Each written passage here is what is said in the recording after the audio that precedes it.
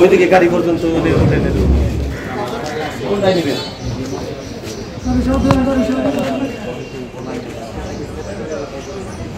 রিফাত ভাই ওই যে ওই পাশে জায়গা গাড়ি পর্যন্ত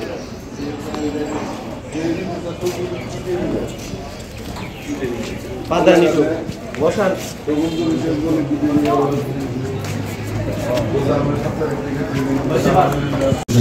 আপনারা জানেন যে সারা দেশের বিভিন্ন জায়গায় চুরি ছিনতাই ডাকাতি সহ এবং দুশ্চরিতা সহ বিভিন্ন রকমের অপরাধ বের হওয়ার যে সংবাদ আসতেছে, তো এগুলো নিয়ে আমাদের পুলিশ বাহিনী ঘুরে দাঁড়াচ্ছে, কাজ করছে।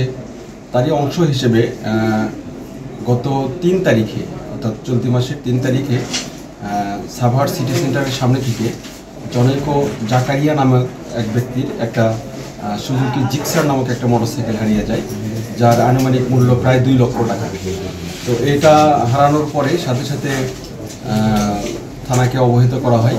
তো থানাকে অবহিত করার পরে থানা এটা খুব সিরিয়াসলি নেয় বিষয়টা, যে করে হোক একে ধরতে হবে। তো আমাদের ঢাকা জেলার সুযোগ্য পুলিশ সুপার জনাব আনিসুজ্জামান স্যারের দিক নির্দেশনায় সাভার থানার একটা চৌকস দল এটা নিয়ে কাজ করা শুরু করে দেয়।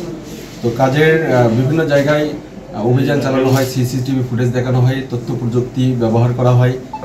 সব ব্যবহার করে তো দেখা যায় যে কবির নামক এক ব্যক্তি, যার বাড়ি লক্ষ্মীপুর, সে যাত্রাবাড়ির একটা এলাকায় বসবাস করে। সে জেলার একটা চোরের একজন সর্দার হিসেবে কাজ করে। সাধারণত এর কাজই হলো বিভিন্ন জায়গায় মোটরসাইকেল আটকানো থাকলে সেটা বিশেষভাবে ওই চাবি দিয়ে ওটা খুলতে সক্ষম সে। তো তাকে কুমিল্লার দাউদকান্দি থেকে গতকাল তাকে গ্রেপ্তার করা হয়। গ্রেপ্তার করে তাকে এই মামলায় তাকে দেখানো হয়। তো এটা আমাদের চলমান অভিযান থাকবে। এই ধরনের সাধারণত মোটরসাইকেল বা ল্যাপটপ, কম্পিউটার এগুলো হারানো গেলে এগুলো খুঁজে পাওয়া খুব কঠিন হয়ে যায়। তো আমাদের এটা অসাধ্যকে সাধন করা হয়েছে, বিশেষ করে আমাদের প্রচেষ্টার ফলে।